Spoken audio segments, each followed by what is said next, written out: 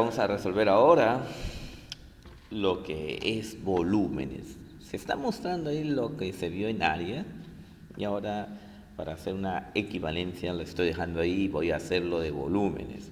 En este caso, el de volúmenes lo atacamos así. Supongamos que esta es una función. La función puede girar tanto en el eje X como en el eje Y. En el caso de áreas no era necesario yo saber cómo, de qué forma era mi giro, mejor dicho, ni siquiera giraba, porque en áreas se consideraba tanto considerando desde el eje X o considerando desde el eje Y. Ahora aquí sí importa, acá sí va a importar sobre qué eje está girando. Si giramos sobre el eje X, por ejemplo, pues se generaría un sólido de revolución.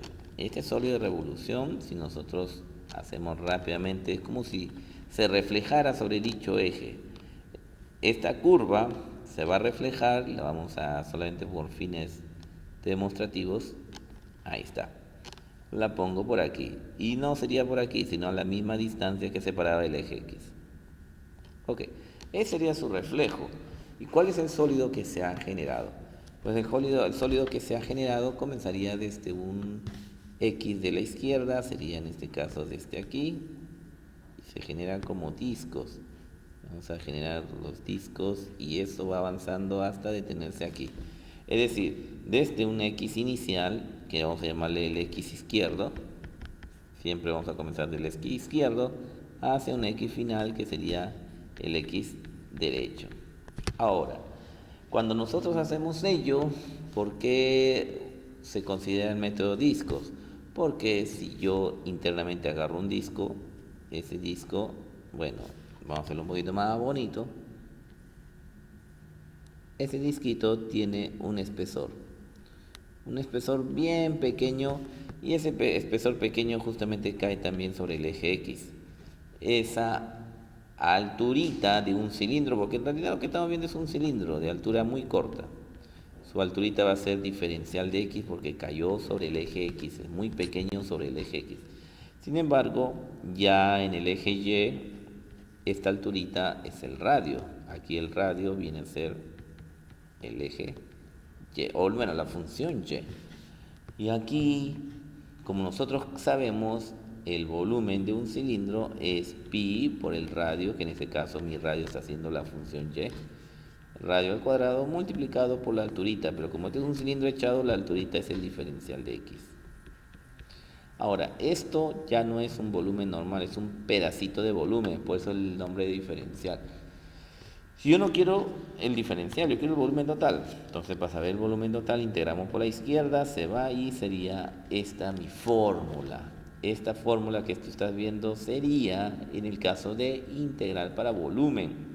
Este es el método del disco. Comenzando siempre de izquierda a derecha. Sería un X de izquierda, que lo voy a poner por acá, y un X derecha.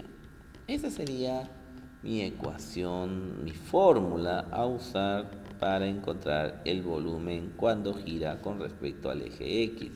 Lo voy a poner por aquí mejor para que se note bien. Esto también lo muevo por acá y queda algo así. Eso es lo que tenemos a continuación. ¿Ok? Pero aquí, como te decía, no es lo mismo girar sobre el eje Y que sobre el eje X.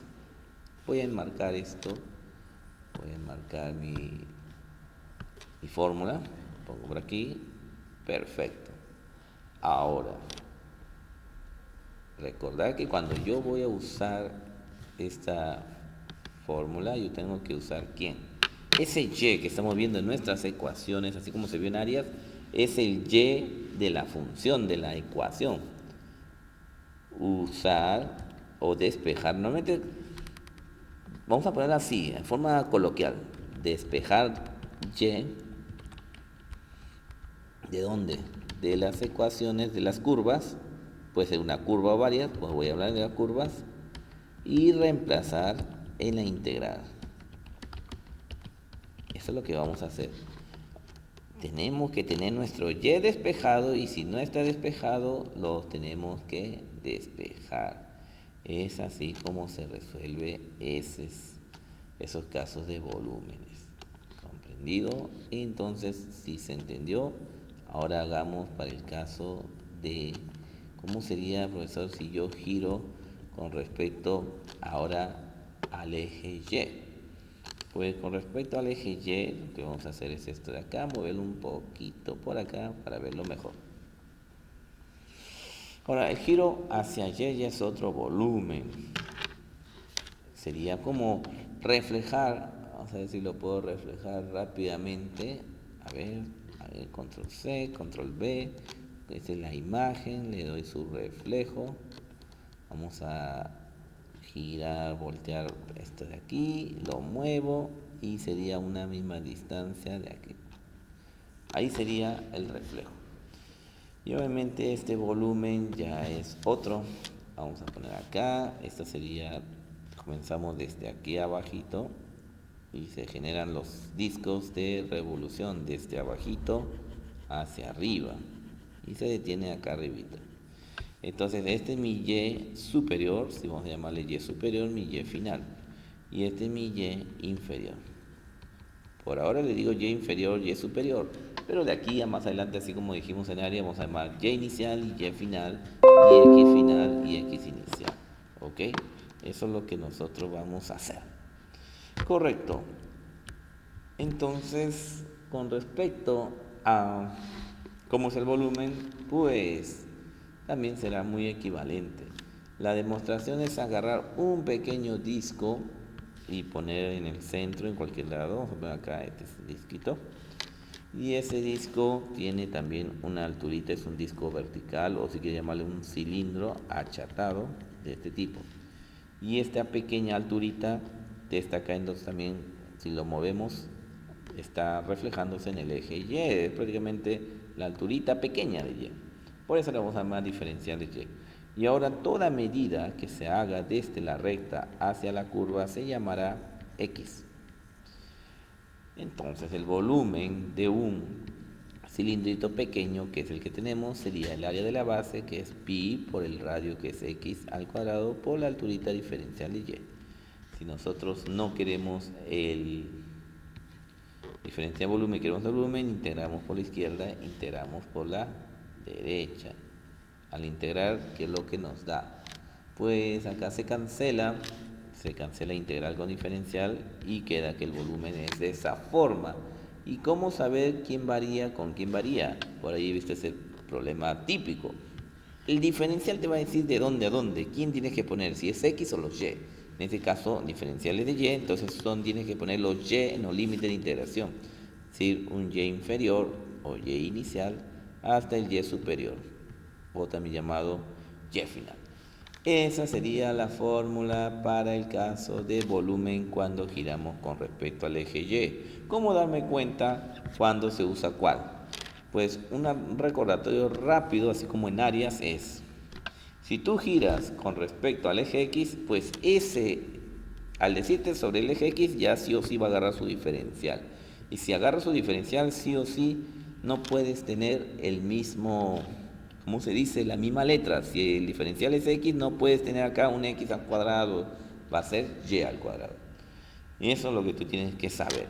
Y como te decía, si está girando sobre el eje X, agarra el diferencial, y el diferencial es el que me va a indicar qué es lo que tengo que variar. Tengo que usar los X, la variación es en X. Es decir, debo comenzar de una X izquierda a una X derecha, que llamaremos final inicial.